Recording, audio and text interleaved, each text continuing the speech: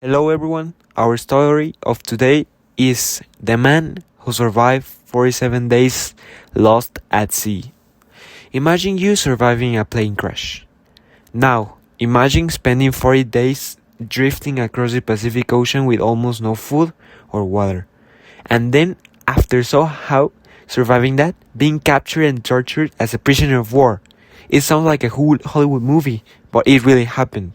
This is the incredible story of Louis Zamperini, one of the toughest survivors in modern history. Louis Zamperini was born in 1917 in New York, but his family later moved to California. As a child, he was constantly getting into trouble. He fought with her kids, skipped school, and was known as troublemaker. His parents worried about what kind of future would he have. But everything changed when his older brother encouraged him to start running. At first, Louis hated. Running was difficult, painful, and exhausting. But over time, he discovered that he was incredibly talented. Soon, he became one of the fastest runners in the country. But by the time he was a teenager, Louis was breaking records. His speed amazed coaches and spectators alike. In 1936, at just 19 years old, he qualified for the Olympic Games in Berlin, Germany. These were the famous Olympics hosted by the Nazi regime under Adolf Hitler. Although Louis didn't win a medal, he finished the final lap of his race so quickly that people couldn't stop talking about it. According to many accounts, even Hitler wanted to meet the young American runner. Louis seemed destined of greatness. Many expect him to become one of America's greatest athletes, but history had other plans. Just a few years later, World War II began. Like millions of young men, Louis joined the military. He became a bombardier in the United States Army Air Forces. His athletic career was put on hold as the world descended into war. For a while, he successfully completed dangerous missions, but in 1943, everything changed. Louis and his crew were assigned to a search and rescue mission over the Pacific Ocean. They were flying in a aging aircraft that had a reputation for mechanical problems. During the flight, disaster struck. The plane crashed into the ocean. Of the 11 men on board, only 3 survived the crash. Louis, his friend Russell, Alan Phipps, and another crew member named Francis McNamara. The 3 men climbed into small life rafts. At first, they hoped rescue would arrive quickly, but it didn't. Days passed, then weekends. The ocean stretched endlessly in every direction. No land, no ships, and no help.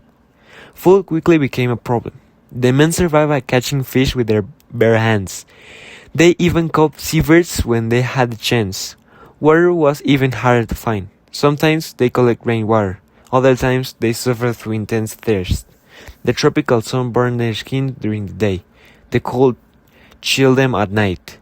Every moment became a battle of survival. But things were about to get worse. Sharks began circling the rafts. Large sharks. Sometimes they bumped into the sides of the raft. Sometimes they followed them for hours. The men lived with the constant fear of falling into the water. As if that wasn't enough, enemy aircraft occasionally appeared overhead. At one point, a Japanese plane spotted them. The pilot opened fire. Bullets ripped through the rafts. The survivors desperately tried to avoid being hit while also preventing the raft from sinking. Somehow, they survived again. As the days turned into weeks, the men became weaker. Hunger and dehydration took their toll. One of the survivors, Francis McNamara, eventually died. Louis and Phillips continued drifting, day after day, week after week. Many people would have given up, but Louis refused. His determination kept him alive. He later said that he made a promise to himself that if he survived, he would dedicate his life to something meaningful. Then, after an unbelievable 47 days at sea, land finally appeared. Their nightmare seemed over, but it wasn't. The island they reached was controlled by Japanese forces. Instead of freedom, Louis and Phillips were captured. They became prisoners of war. For the next 2 years, Louis endured brutal treatment in prison camps. He was beaten, humiliated, starved, and forced to perform exhausting labor. One guard in particular became famous for his cruelty, a man known as the Bird. The guard seemed determined to break Louis mentally and physically. Yet, Louis continued resisting. His Olympic fame made him a symbol of resilience for many prisoners, even when conditions became unbearable. He refused to surrender his spirits. When World War II finally ended in 1945, Louis was freed. After years of suffering, he returned home. His family had actually believed he was dead. In fact, newspapers had reported his death long before, so when he came home alive, it was nothing short of a miracle. But survival didn't mean the struggle was over. The memories of war haunted him, like many veterans. He faced emotional challenges after returning home.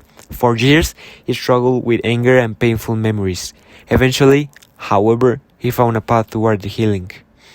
One of the most remarkable parts of Louis' story came later in life. Instead of living with hatred, he chose forgiveness. He publicly forgave many of the people who had mistreated him during the war. For many, this was harder than surviving the ocean, harder than surviving prison camps. Yet, Louis believed that forgiveness gave him freedom. Not physically freedom, but freedom from the past. Louis Zamperini lived to be 97 years old. His story inspired millions around the world. In 2014, his life was adapted into the film Unbroken, based on the best-selling book Unbroken by Laura Hillenbrand. Today, he's remembered not because he was the fastest runner, not because he was an Olympian, but because no matter how many times life knocked him down, he kept getting back up. Plane crash, 47 days at sea, sharks, starvation, prisoner camps. Most people would have been broken by just one of these things, but Louis Zamperini survived all of them, and that's why his story remains one of the greatest survival stories ever told. I hope you enjoyed this video, guys. See you next ones.